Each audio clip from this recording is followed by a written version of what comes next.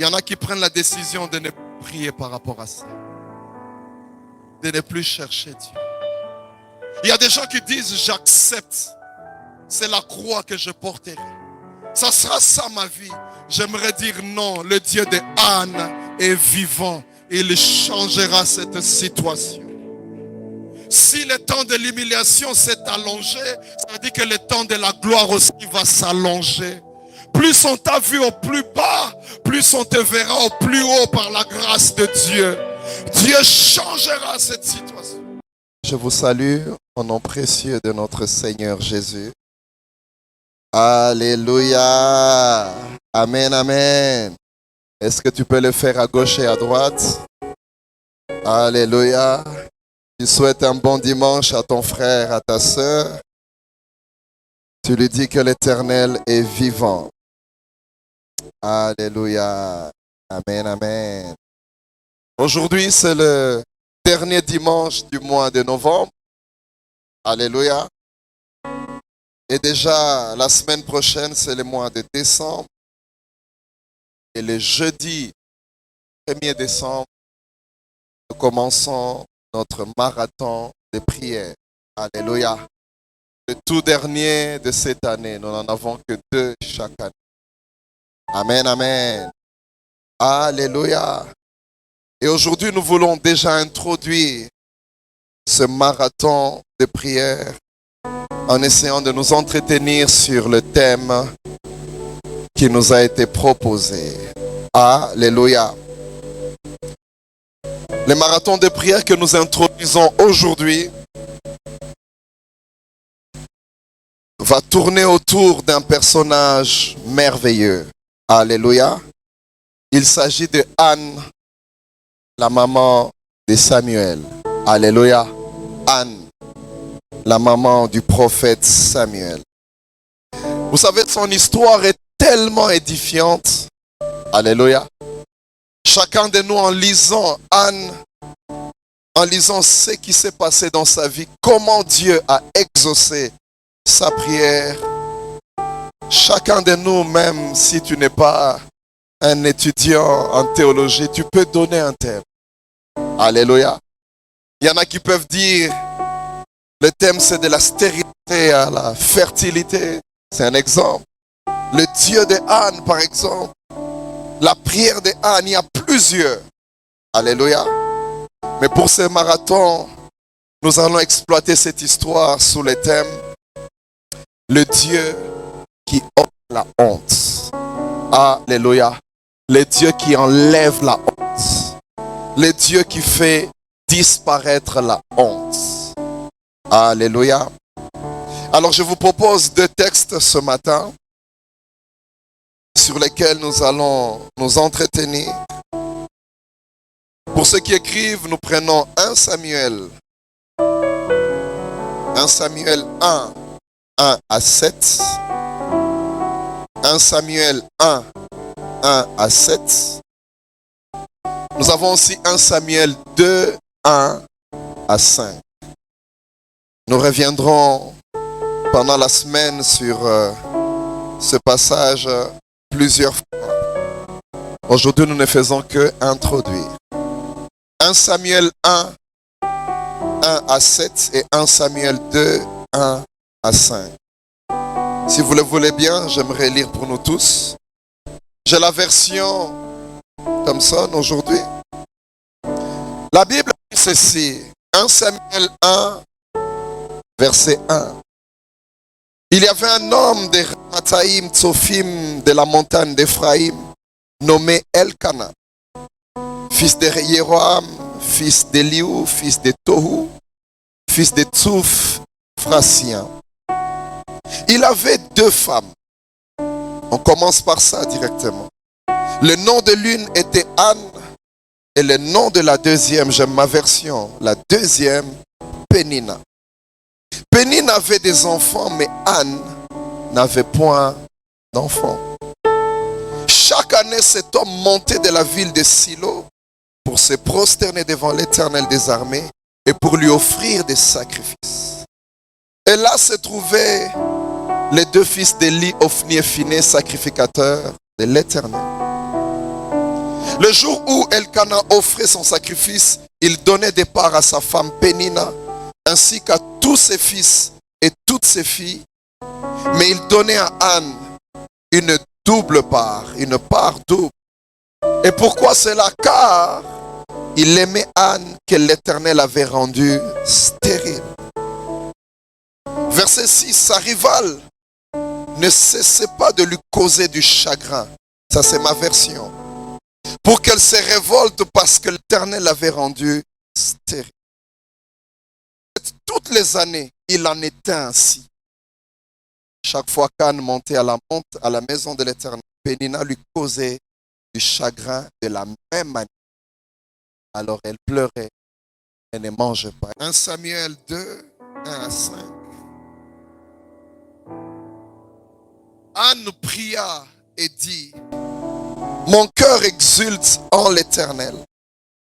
Ma force s'est élevée par l'Éternel. Ma bouche s'est ouverte contre mes ennemis, car je me réjouis de ton salut. Nul n'est saint comme l'Éternel. Il n'y a point d'autre que toi. Il n'y a point de rocher comme notre Dieu. Verset 3. Ne multipliez pas vos paroles sans cesse, plus arrogantes. Que l'audace ne sorte pas de vos bouches, car l'Éternel est un Dieu qui connaît tout, et par lui sont pesés tous les agissements. L'arc des héros est brisé, et ceux qui trébuchaient ont la vaillance pour ceinture. Verset 5.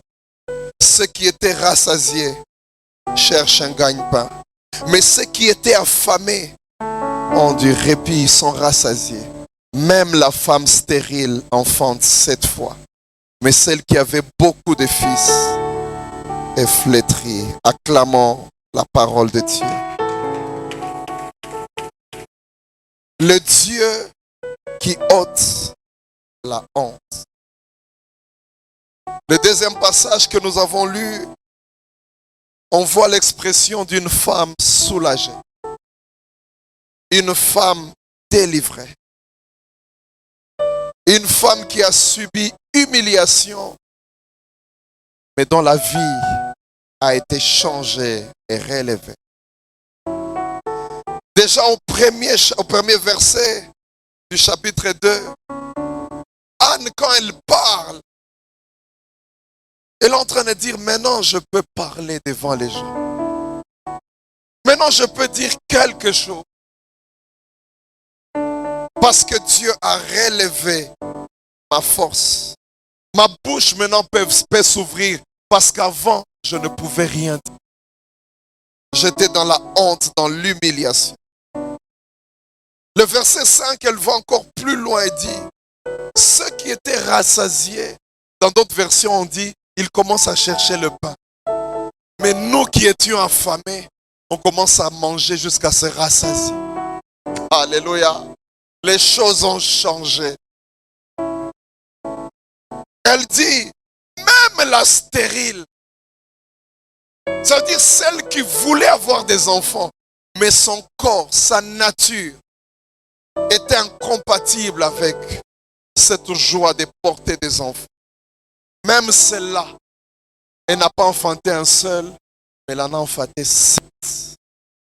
Alléluia. On sent quelqu'un, comme disait un homme, Nazuli Solo Yakobeta. Je peux maintenant dire quelque chose devant les gens. Je peux me présenter devant les gens. Même la stérile, elle a enfanté 7 fois. Et celle qui avait beaucoup de fils, maintenant elle est flétrie. Parce que maintenant tout ce qu'elle disait sur moi s'est arrêté. Il y a des moments comme ça dans la vie, frères et sœurs. Des moments où on t'a humilié pendant des années. Il y a des moments où Dieu dit, maintenant ça suffit. Je te change de langage, je te change de parole, je te change. Maintenant je te donne la valeur dans le peuple. Alléluia. Si tu traverses des moments comme ça, ce marathon est venu pour toi. Alléluia. Pour comprendre à quel niveau Anne était et ainsi apprécier la puissance de Dieu, Aujourd'hui, je vais te parler d'un seul mot dans les thèmes. Il faudra analyser le mot honte. La honte. La honte. Cette honte qui est attachée à Anne. Une honte qui faisait comme si c'était sa deuxième nature. La honte. La honte, c'est ce sentiment de gêne ou d'abaissement ou d'humiliation. Sentiment de gêne, d'abaissement ou d'humiliation qui résulte d'une atteinte à l'honneur ou à la dignité.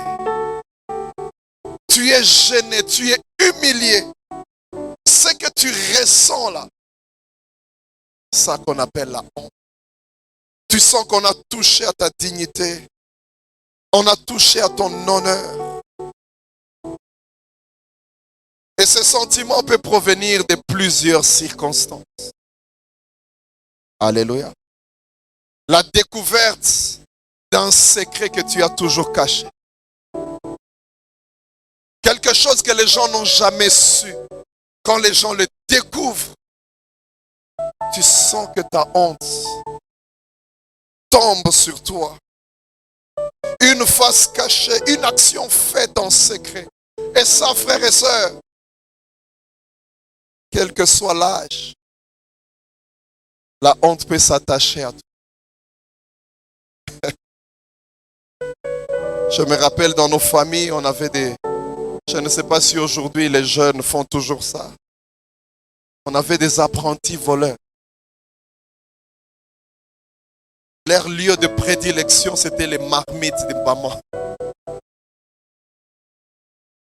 Où on voyait des gens venir voler la nourriture et fuir.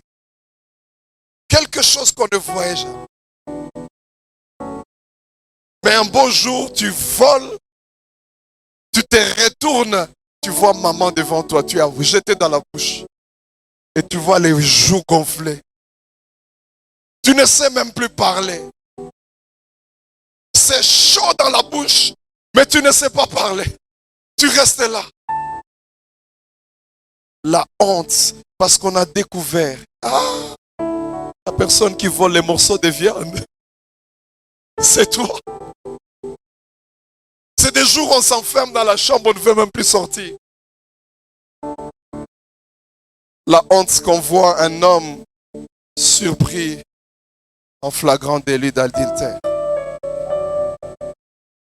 Quelle honte! J'ai vu une image cette semaine d'un homme qui s'est retrouvé dans un hôtel avec une petite fille. Quelle honte! J'aimerais dire à quelqu'un, ne te retrouve pas dans ce genre de choses. Des fois, le diable te présente des choses, mais il ne te montre pas la suite. Qu'est-ce qui peut arriver? Tu vois tes yeux, en ce moment-là même, un petit peut venir te gifler. Tu ne vas rien faire. La honte. La honte peut provenir d'une chose qu'on a mal faite. Ah, je me rappelle. Aujourd'hui, je me suis rappelé beaucoup de l'époque. On était plus jeunes.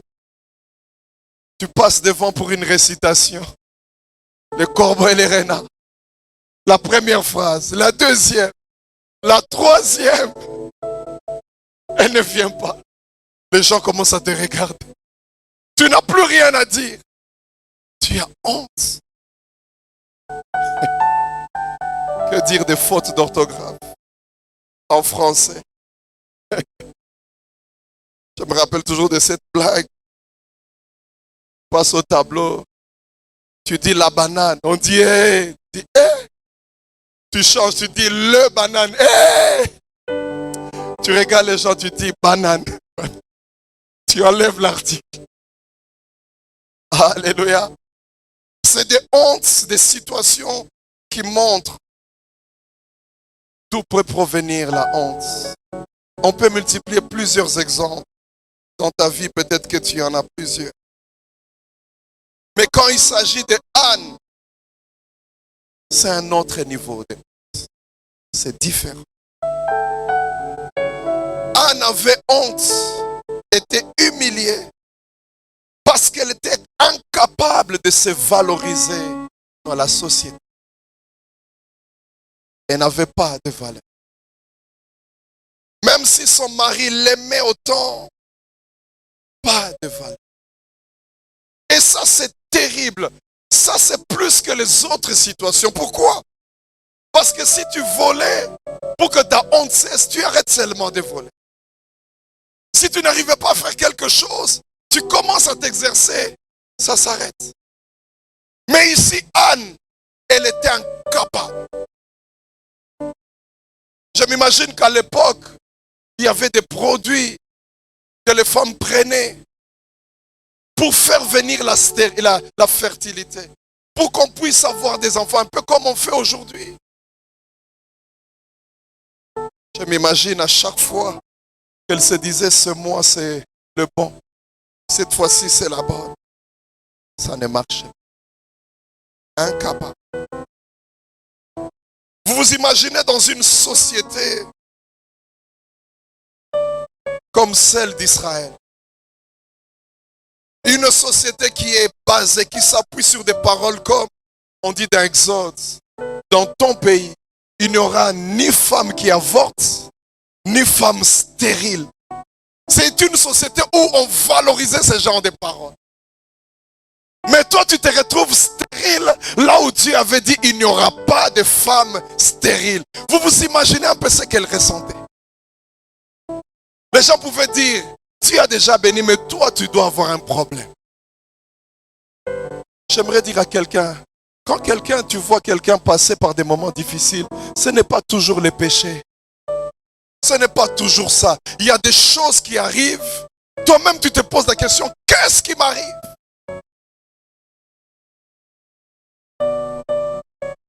Deutéronome va même plus loin. Il dit, dans ton pays, il n'y aura ni homme, ni femme stérile, même les hommes. On dit même, il n'y aura même pas de bétail stérile. Donc même les animaux ne devaient pas être stériles. Tu te retrouves dans une société où on proclame ce genre de paroles. Anne, elle vivait ces choses. Une société où on a des psaumes comme le psaume 127, où on dit comme les flèches dans la main d'un guerrier, ainsi sont les fils de la jeunesse. Celui qui en a rempli son carquois, il est béni. Mais toi, tu viens là, tu ne sais pas donner des enfants. Le psaume 128 est encore plus fort.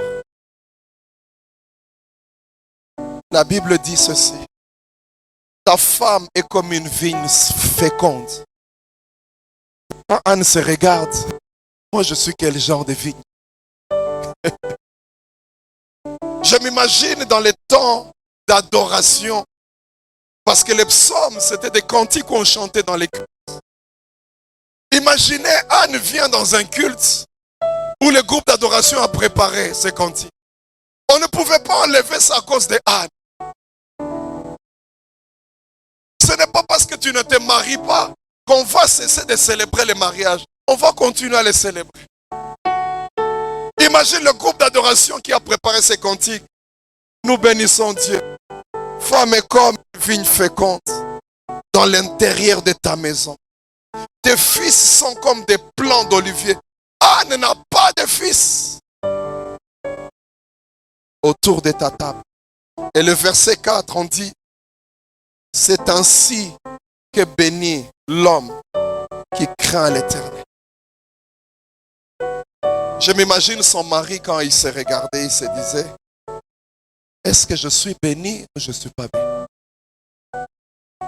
Pourquoi ai-je une femme qui est stérile? Pourquoi? Être stérile dans une société comme ça n'était pas une chose facile. Anne se sentait inutile. Inutile. C'est le sentiment que beaucoup de filles ont aujourd'hui à un certain âge. bousculer, que ce soit à la maison, les amis. Obala Mukonini. Une fois, une sœur a répondu, a dit, est-ce qu'il y a un arbre où on cueille le mari que j'aille cueillir? Vous êtes dans une société comme celle africaine où le mariage a une grande valeur. Et tu vois, tu arrives à 25, 27, 30, 40. Ça ne vient toujours. Ça fait très mal. Ce genre de sœurs, des fois, vous les invitez dans des mariages, elles ne viennent pas. Ça fait mal. Je n'encourage pas ce qu'une sœur a dit à sa maman. Mais je m'imagine combien elle avait mal. Un jour, sa maman lui pose la question. Disait en lingala, baninga baobala, baninga âge nayo baobala. Les gens de ton âge se marient. Toi, qu'est-ce que tu attends? Elle avait tellement mal. Elle a mal répondu. Je n'encourage pas ça. Mais je peux voir l'amertume. Elle a répondu à sa maman qui était âgée. Elle lui dit, toi aussi, les gens de ton âge sont en train de mourir. Qu'est-ce que tu attends? Elle avait tellement mal parce qu'on lui rabâchait ça tous les jours. Oh, je n'encourage pas. Mais je peux ressentir ce que cette dame pouvait ressentir au-dedans d'elle. Il y a des filles qui disent ça. Est-ce de ma faute s'il n'y a personne qui... C'est ma faute. Je crains le Seigneur. Je marche avec Dieu. Je prie. C'est ma faute si les choses ne marchent pas. Anne, elle se sentait humiliée. C'est le genre de sentiment que vous voyez quand vous rencontrez les anciens collègues et tu es chômeur. Vous avez terminé depuis des années. Vous vous rencontrez dans un supermarché et ils entrent. Toi, tu étais en train d'attendre le taxi. Tu vois, ils entrent avec une belle voiture. Et il y a une phrase qui fait tellement mal. Qu'est-ce que tu fais dans la vie? Ah! Ça fait tellement mal. Qu'est-ce que tu es devenu? J'ai vu des gens commencer à bégayer alors qu'ils ne bégayent pas. Parce qu'il n'a rien à dire. Depuis qu'on a quitté l'université, qu'est-ce que tu fais dans la vie? Des fois, tu les vois seulement dans des publications. Il était à Dubaï. Il était dans une conférence. Il était quelque part. Des gens avec lesquels vous avez étudié. Peut-être vous êtes tous mariés au même moment. Mais tu as l'impression que ton mariage est au brillant. C'est à propre. Ils sont en train d'évoluer. Toi, tu fais du surplace. Tu te sens inutile. J'étais en train de suivre les déclarations d'une femme qui avait un problème de fertilité. Elle disait à chaque fois que les gens parlaient de leurs expériences, ça me faisait mal. Vous pouvez être là, c'est surtout dans des fêtes, dans des deuils, où vous rencontrez, ça fait des années. Et les gens commencent à parler. À un certain moment, ce n'est pas de l'orgueil. Ils vont parler de leur quotidien. Ils vont dire, ah non, tu sais, ces temps-ci, dans les milieux bancaires, il y a telle ou telle autre chose. L'autre aussi, non, dans les milieux des affaires. L'autre dit, la justice aujourd'hui, dans les cabinets d'avocats. Quand tout le monde est en train de passer, c'est comme si c'était à tour de rôle. On voit que toi, tu ne fais que suivre, suivre, suivre. Tu vas dire quoi? Tout ce que tu peux dire peut-être, ces temps-ci, il y a la Coupe du Monde. Ce sont les seules choses que tu peux dire. Tout ce qui passe à la télé, c'est ce que tu connais. Mais les expériences professionnelles, difficiles. Elle disait, elle avait tellement mal. Elle était arrivée même à un niveau, elle ne savait même pas aller dans des boutiques. Parce que chaque chose qui lui rappelait un bébé lui faisait mal. Elle dit un jour, elle marchait avec son mari. Elle arrive à un endroit, elle voit une inconnue venir enceinte. Elle a commencé à trembler. Elle n'était pas à l'aise. Son mari lui dit quoi? Tu n'as pas vu qu'elle est enceinte? Mais elle est enceinte. Est-ce que c'est ton problème? À chaque fois qu'il y a quelque chose qui te rappelle ce que tu n'as pas, tu sens que tu as mal. Anne, elle était humiliée. Elle avait mal. Et pour Anne, c'était encore plus difficile, sa honte. Le premier passage que nous avons lu, on précise que Elkana aimait Anne. Et beaucoup de commentateurs de la Bible, et même quand vous lisez des versions, vous pouvez déceler que Pénine est la deuxième femme. Pourquoi épouser une deuxième femme alors qu'on aime beaucoup la première? Oh, il peut y avoir plusieurs raisons. À l'époque, la polygamie, elle était acceptée. Mais on peut aussi comprendre que peut-être c'était à cause de la stérilité. Parce qu'à l'époque, il y avait même une loi.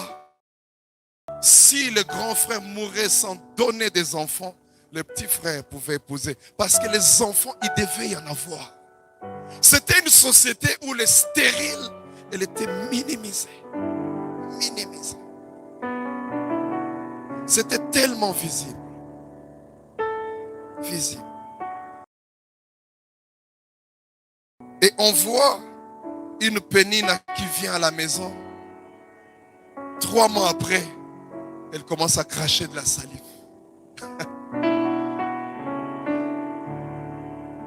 Quel est le sentiment que vous avez, frères et sœurs, quand vous avez l'impression que ceux qui sont venus après vous sont en train de vous dépasser? Quel sentiment vous avez quand vous avez l'impression que les nouveaux sont en train de prendre de l'ampleur? Ce sentiment, ce marathon est venu pour toi. Car Dieu va te donner une autre vitesse. Tu auras quelque chose à dire. Tu auras une histoire à raconter. Tu diras que la saison a changé. Il est le Dieu qui ôte la honte. Alléluia. Une Pénine qui vient, qui commence à donner des enfants. On vous a engagé au même moment. Les autres commencent à aller de promotion en promotion. Même ceux qui sont venus après toi, ils commencent à exceller. Les patrons commencent à les apprécier plus que toi. Quel est le sentiment que tu as? Ces moments de prière sont pour toi. Tu as le sentiment d'être en retard dans la vie. Tu as ce sentiment que rien ne marche. Ces temps de prière sont pour toi. Et Dieu va exaucer ta prière. Dieu te fera beaucoup de bien. Prends seulement le temps de prier. La Bible dit, Pénine avait des fils et des filles. Si on prend le pluriel, on peut prendre le minimum du pluriel, c'est 2 filles et 2 fils. Et si on peut s'imaginer que chaque enfant peut prendre 1 année ou 2 ans pour naître, on peut s'imaginer que ça faisait des années qu'elle voyait l'autre avoir des enfants. Mais elle, ça ne venait toujours pas. Elle se retrouve dans une maison où il n'y a pas de doute. Ce n'est pas l'homme qui est stérile. Parce qu'ailleurs, il y a des enfants qui naissent. C'est toi le problème. Des choses qui arrivent des fois en famille. Vous avez tous un même père. Mais eux, ils ont évolué. Toi, tu n'as pas évolué. Surtout dans des familles où tu sens que la grande sœur n'est jamais mariée. Mais les petites qui viennent sont en train de se marier et avoir des enfants. Ça fait très mal, très mal, très mal. J'aimerais dire à quelqu'un, si dans ta vie tu as l'impression que tu es en retard, prends ces 21 jours. Brisez le contexte de Anne, c'était des célébrations de reconnaissance. Quelqu'un qui se dit, Dieu a fait pendant toute l'année, et voilà, je viens bénir le Seigneur. Un peu comme le mois prochain, décembre, il y a des gens qui viendront ici dire, Seigneur, je bénis ton nom. Cette année, c'est l'année où j'ai eu mon travail. Cette année, c'est l'année où j'ai eu mon bébé. Cette année, c'est l'année où j'ai eu mon enfant, j'ai eu mon mariage. C'est l'année où m'a ôté de là où j'étais. Mais Anne n'avait rien à célébrer. J'aimerais poser la question à quelqu'un ce matin. Y a-t-il quelque chose que tu as célébré au mois de décembre? Est-ce qu'il y a-t-il quelque chose que tu as dit? Peut-être que dans ton cœur tu t'es dit, Seigneur, ça fait des années que je prie pour cette situation. Cette année est en train encore de se terminer. C'est encore en train de passer. Je m'imagine quand les gens venaient avec des actions de grâce. Quelqu'un a eu des jumeaux. Quelqu'un a eu des triplés. Anne était au coin là-bas, elle regardait, disait, et moi? C'est des moments comme ça où tu pries, tu dis, Seigneur, à elle, tu as donné 3 d'un coup. Moi, je te demande même un seul.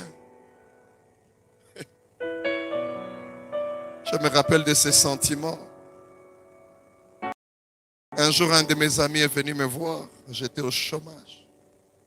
Pas de travail. Moi et le travail, on était en train de se chercher. Alléluia. Il arrive à la maison, il me trouve en train de regarder la télé. L'activité principale des chômeurs. Et quand il arrive, je lui dis, mais tu n'es pas l'autre travail. Il me dit, non, en fait, tel que je suis là, j'ai démissionné de là où j'étais. J'ai trouvé mieux ailleurs. Alors je suis en train de faire des photos parce que je dois les déposer. Il a quitté une entreprise là où il était. Il s'est retrouvé au PAM, dans une organisation internationale. Et tu sens que déjà que le salaire va évoluer. J'étais avec lui à la maison. C'est l'un de mes meilleurs amis et aujourd'hui, je pense que c'est le seul avec qui on est resté vraiment très attachés. Quand on parlait à la maison, je voulais qu'il parte. Je n'étais pas heureux, je n'étais pas content.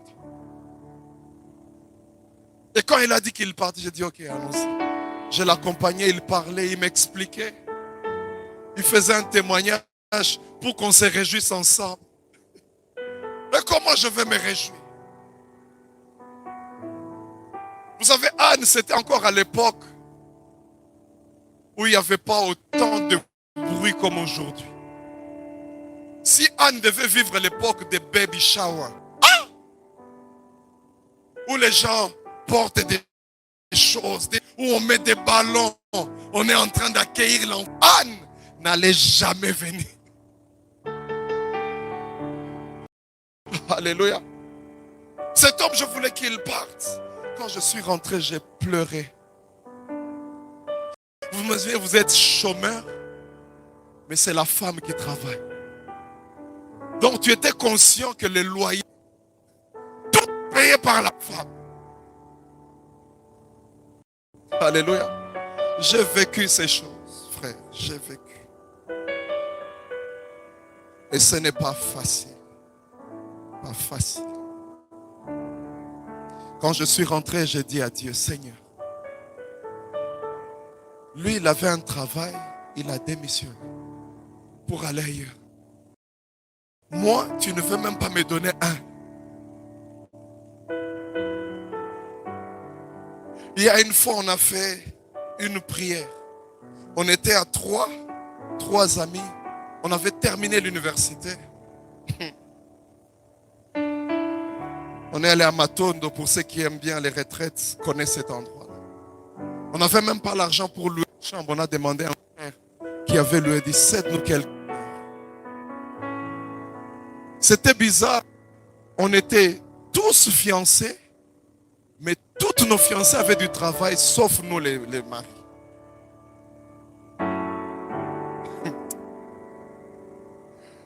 C'est que tu entends que les gens disent à Jésus, ne vois-tu pas que nous périssons?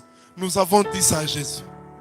On a dit à Jésus, Seigneur, est-ce que tu ne vois pas que tu nous dévalorises devant nos femmes? Comment tu peux donner du travail aux femmes? Nous, tu nous laisses comme ça. Rien du tout. Pas facile. Je dis, Seigneur, donne-moi même un.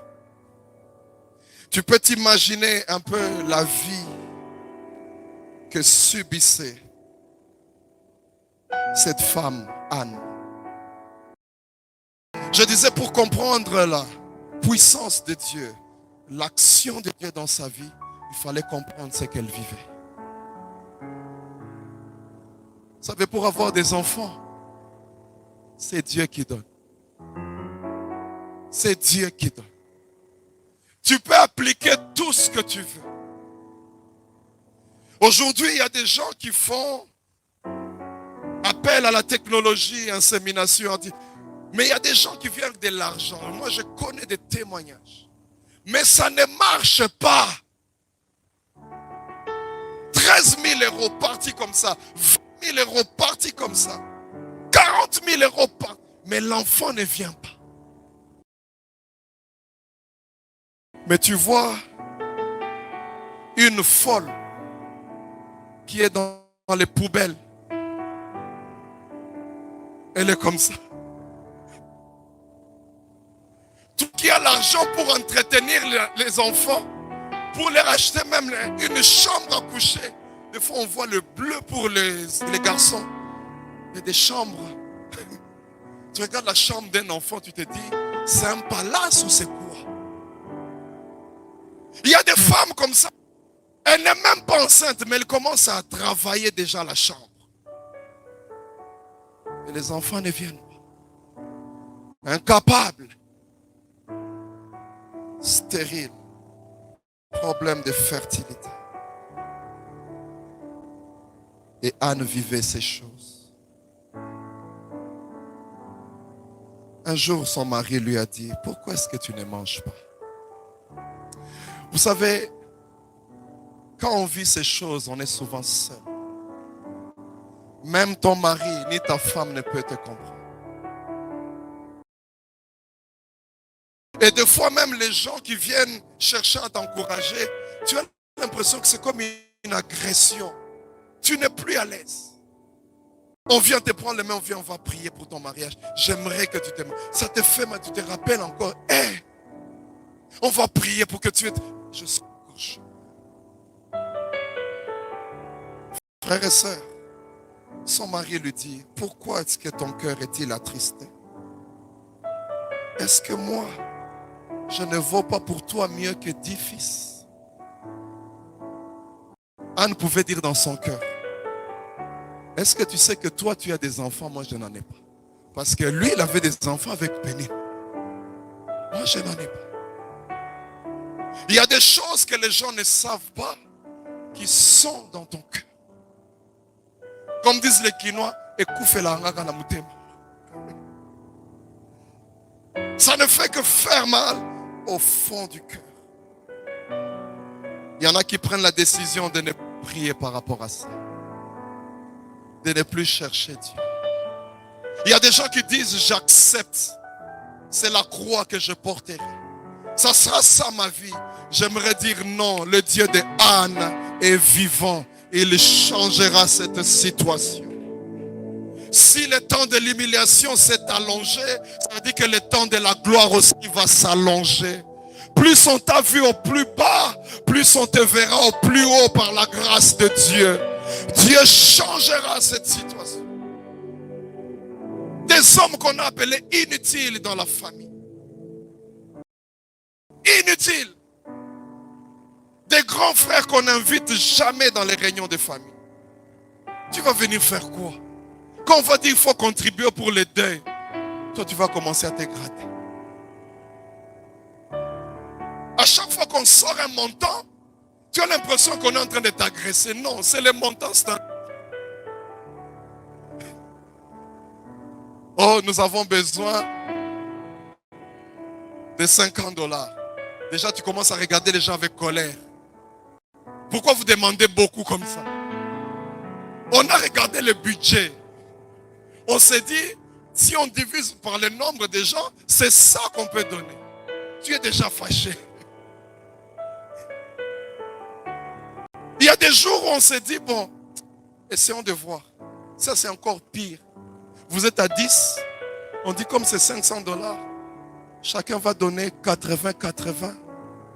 Et le reste est là, Yaya tel a coupé ça. Parce qu'on s'est dit, tu n'y arriveras pas.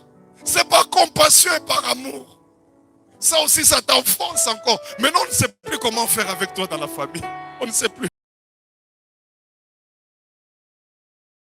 Alléluia. On ne sait plus.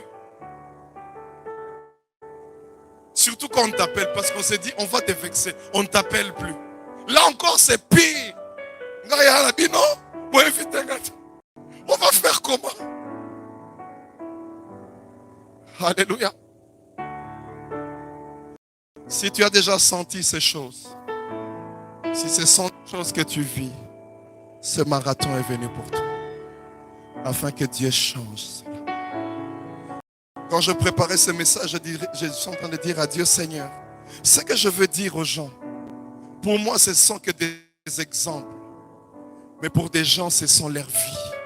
C'est leur quotidien. Ils peuvent en parler mieux que moi. C'est ce qu'ils vivent. Humiliation. Vous êtes dans votre département. On dit on va réunir l'argent pour acheter telle ou telle autre chose. Quand on sort les montants,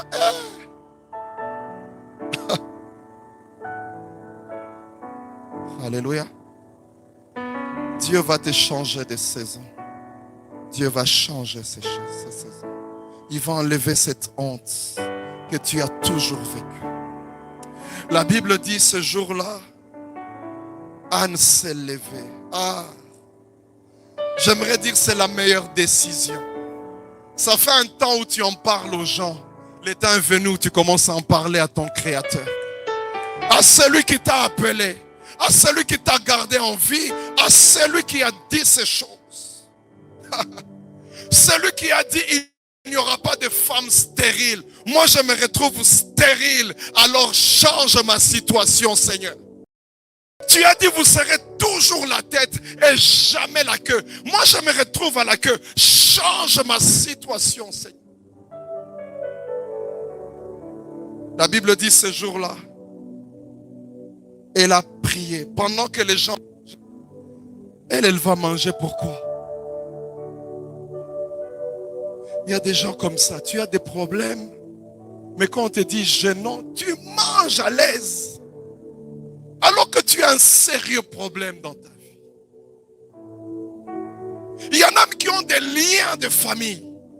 Ils ont besoin d'un certain niveau de prière pour briser ces chaînes. Mais là, on te demande de jeûner, de chercher Dieu, de prendre du temps. Tu ne le fais pas. On est arrivé à un niveau où la nourriture ne lui disait plus rien. Tu sais, quand tu as des problèmes, même si on prépare la nourriture que tu aimes, à un certain moment, tu ne manges plus. Tu ne trouves pas d'appétit. Anne, elle s'est levée, elle a laissé tout le monde se réjouir. Quand on avait fini les sacrifices, les gens mangeaient la viande. Ils étaient à l'aise. La Bible dit au verset 9, Anne s'éleva après que l'on eut mangé et bu. Les gens devaient commencer à rentrer. Elle s'est dit, je vais rentrer faire quoi? Elle est rentrée dans les temples. Les prédicateurs n'y étaient plus. Les modérateurs n'y étaient plus. Il n'y avait que le Dieu du temple. Alléluia. Il y a des moments comme ça, frère. Voilà pourquoi pendant les marathons, la salle sera ouverte dès le matin. Si tu veux venir prendre du temps, viens chercher ton Dieu. Il n'y avait plus le groupe d'adoration. Il n'y avait plus les cantiques. C'était fini. Tout le monde partait. Elle s'est dit, je vais rentrer à la maison. Quoi faire? Je vais chercher mon Dieu. Et quand elle parlait, elle pleurait. La Bible dit, elle pria à l'Éternel. Elle pleurait beaucoup. Je ne sais pas qu'est-ce qu'on lui avait dit ce jour-là. Je ne sais pas quelle parole on avait prononcée. Je ne sais pas cette prédication, qu'est-ce qu'elle est en train de faire dans ton cœur.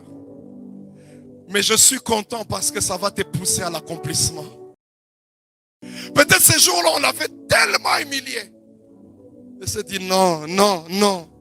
Je vais chercher Dieu. Elle pleurait. À l'époque, selon les commentateurs, les gens priaient en élevant le son, en élevant la voix.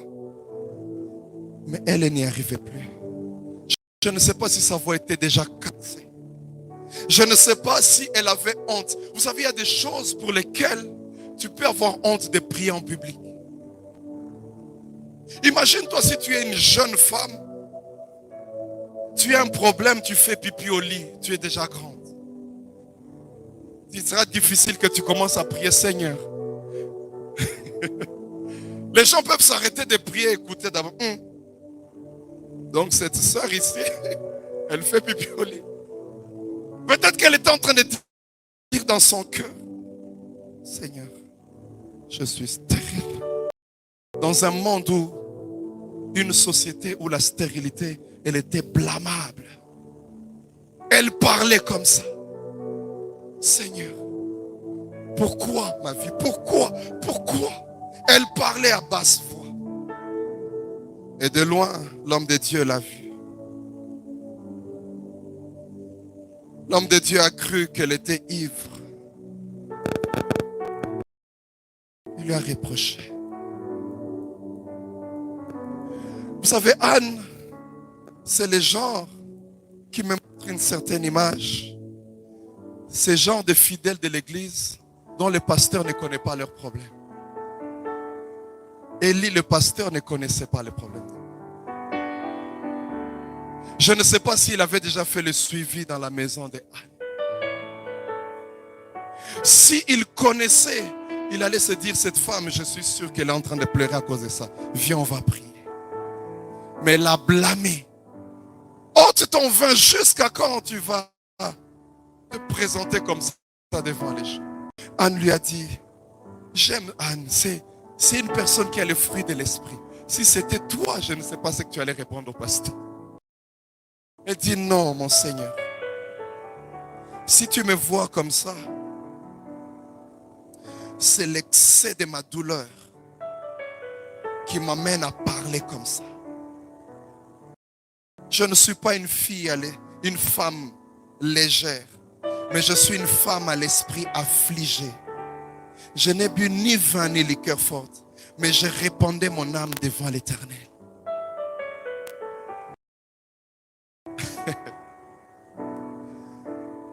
Quand l'homme de Dieu a entendu ça, j'aime ce qu'il a dit. Si c'est le cas, si c'est vraiment le cas, si c'est vraiment ce que tu faisais, alors que l'année prochaine, que Dieu te donne de porter un enfant.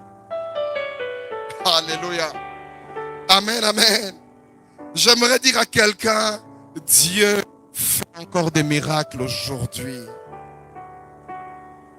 Et c'est comme ça qu'à la fin, nous reviendrons la prochaine fois. Elle a commencé à dire ceci. Dieu a relevé.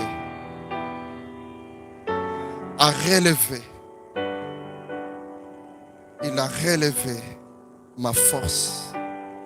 Dans les textes originaux, on parle de relever ma corne. Il a relevé ma corne. À l'époque, les femmes portaient des petites cornes sur la tête. Et cette corne servait pour fermer un foulard sur la tête. Les femmes étaient voilées. Et on exigeait aux femmes stériles que la corne regarde vers le bas pour montrer qu'elle est stérile et n'a pas d'enfant. monde devait savoir, elle est stérile. Et ceux qui avaient des enfants, la corne était tournée vers le haut pour montrer que Dieu a donné.